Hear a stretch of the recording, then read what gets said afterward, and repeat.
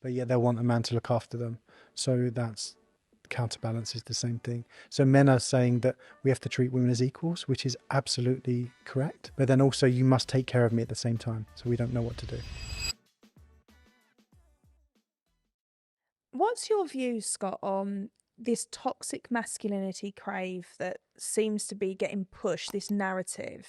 I work a lot with men. I do feel like men are very suppressed right now. It's like they're damned if they do, they're damned if they don't. You know, men want to speak up, but they're not encouraged to speak up. When they do speak up, they're told they're weak.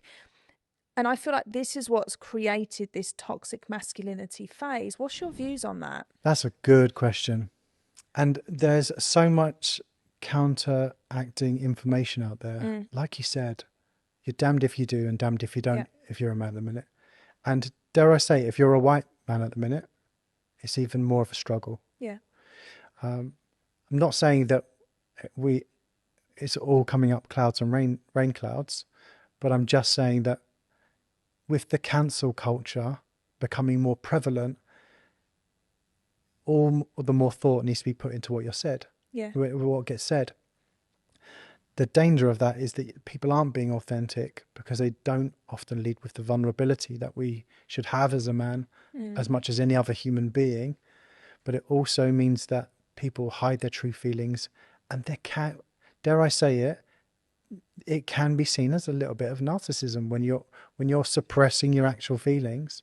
It can seem as overconfidence, narcissistic tendencies, when actually it's the counter. I agree. And I love that you raised vulnerability. I think I believe this is a bit of a buzzword right now. You know, be vulnerable, need to show your vulnerable side, and it's being pushed. But what people really don't understand, especially when we talk about genders and the differences between men and women, because there are differences. When we talk about a man being vulnerable, so let's say opening up his emotions and expressing them, that isn't always received too well. And it's for two reasons. The first is, in order for someone to be vulnerable, there needs to be a level of intimacy and connection there in the first place. So, what people often do is they hear this, I must be vulnerable. They meet someone for the first time and I'm going to say, spill the beans. You know, they open up this can of emotionality and vulnerability. And this person is sitting there thinking, Christ, what have I just walked into? You know? And it's no different from a man doing that. When vulnerability actually has an impact is when you have a level of intimacy and connection with that person. So they're actually open to understanding you. Also, I think a lot of people, certainly from our generation, they've grown up with men who do not express their emotions, who do not say they love them. You know, I'm talking about as a daughter to a father here. That was something I never heard, and I never received physical, you know, affection, so to speak. So for me, when a man would tell me he loves me or he's being physically affectionate to me, it would feel unusual because it's not the norm for me. And I think men now, that's also what they're coming up against. They're told to be vulnerable to their partner. So they open up in an emotional way, and their partner has no idea what to do with that information.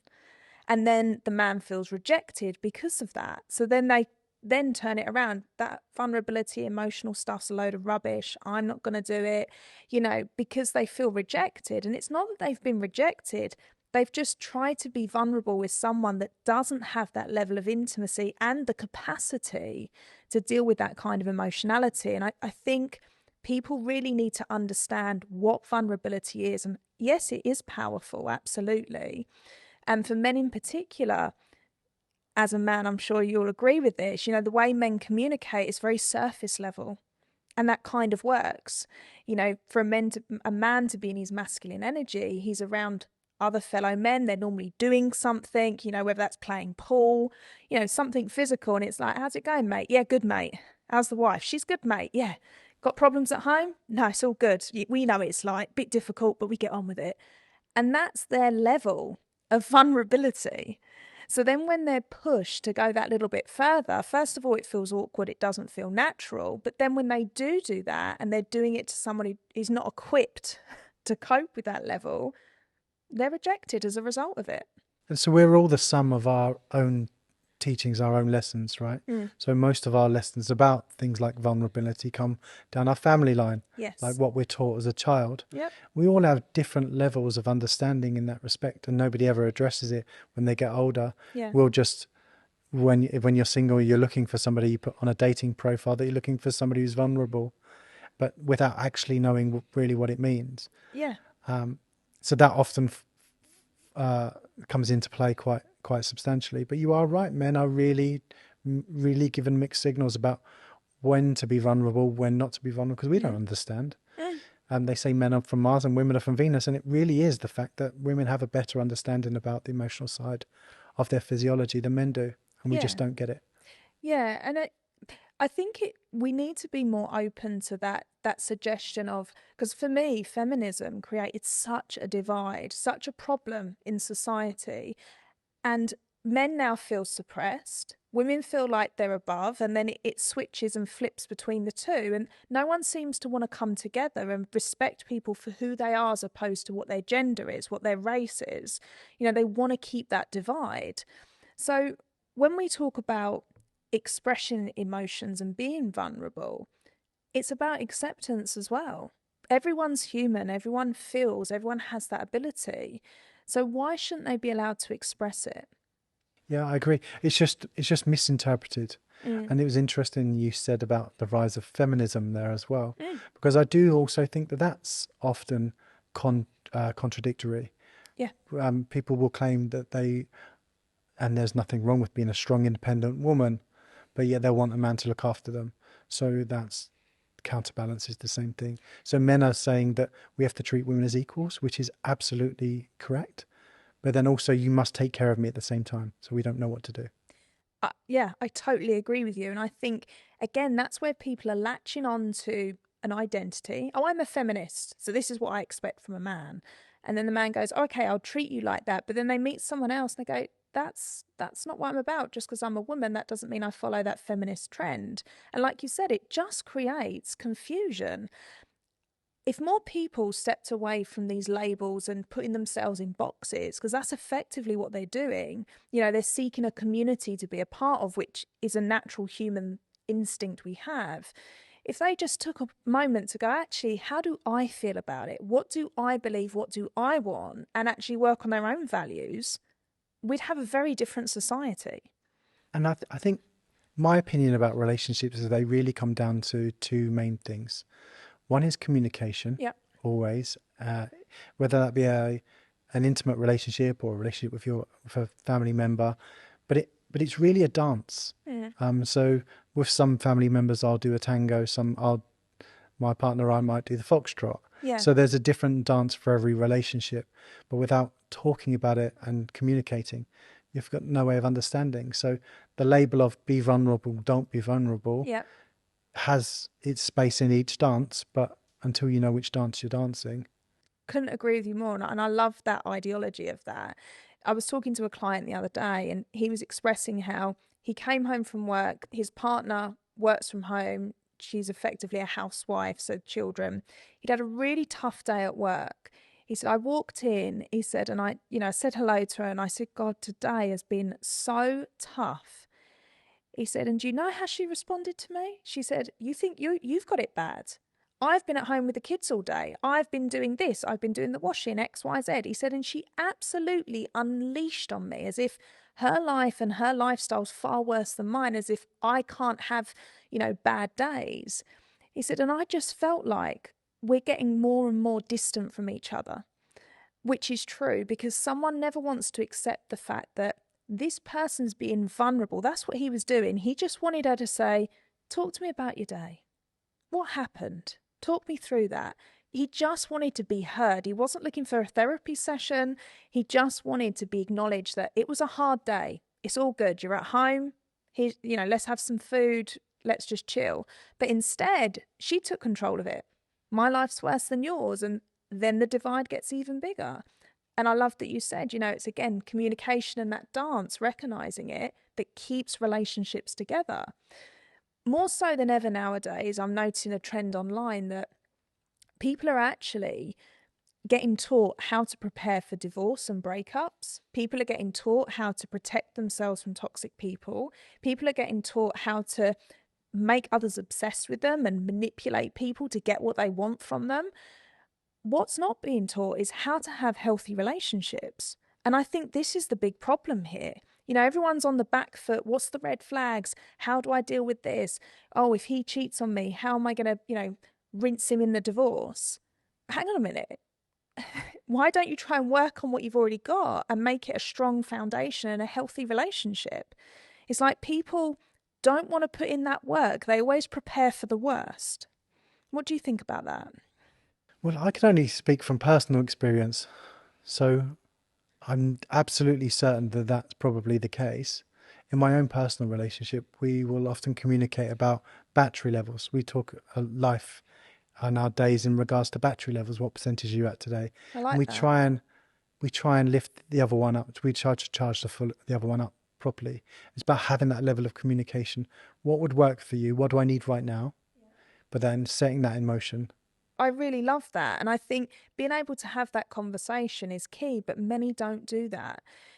I wonder, do you think, because my idea behind that is that they're so prepared for it to not work and for it to end, and they're so prepared for that step that actually dealing with that initial bit is too difficult for them. What do you think? Where they're effectively entering their relationship with the outcome that it's not going to work out. And so if you start from that point, it's never going to work out. Yeah, exactly. Where do you see, I'm just curious, what is your thoughts on dating sites? Do you think they're a good thing, or do you think they actually cause a lot of problems? I think I think it's individual to everyone. And this is on the fence for me. Me and my partner met on a dating site, so I'm going to be pro them for that respect. Mm-hmm. But I've heard some bad stories about it, but I have no personal experience of it. Mm. For me, I believe dating sites are a great tool, providing you use them like a tool. You know, I see a lot of people go on dating sites as, I'm going to say, a joker. You know, they go on there a bit fun. Let's just see what's out there. Let's just scroll through. Oh, yeah, I've had 10 matches today, whatever. And it's all a bit of a laugh, a bit of a joke. And the problem is when you treat things like that, guess what you're going to end up with? A joker. And I always say to my clients when I coach them through that, when you use a dating app, be aware that you need to treat it like a business to get the right results. I hear people say it's a numbers game. You need to date 5 people a week to find your ideal match, which is ludicrous because the more choice you have, the more diluted you become in making a decision. And we've become very diluted as a society when it comes to making choices. So I think when you actually put it into perspective and go, do you know what? I'm probably only going to match with one person a month, someone that I identify with, someone that I believe is going to complement me, someone that I've been, dare I say, picky with, because I think you need to be picky to get a good relationship. I think that's when it becomes a difference with dating apps, is how you use it. That's it. There's far too much choice. When I was a kid, we used to have this shop at the end of the road. We used to go and pick up some strawberry bonbons because that's all they had. Now I go into the sweet shop and I'm there for half an hour because I have no idea what to pick, because they don't do strawberry bonbons anymore, but they do lemon, toffee, banana, the blue ones, whatever they are. And so there's so many different choice. And I think sometimes it clouds judgment. I just wanted strawberry bonbons and I've left with pear drops and cola bowls. You've described that perfectly, because too much choice, it clouds your judgment, and it makes you, certainly with people, it gives you a level of comparison. And what I heard a lot of from women, they would say things like, oh yeah, I had a great date, he's a great guy, but I didn't quite like how he dressed. And then they have a date with a different guy and they go, this guy dressed great, but he was a bit of a dick. If I could only get, the first guy I met to dress like him, we'd be on to a winner.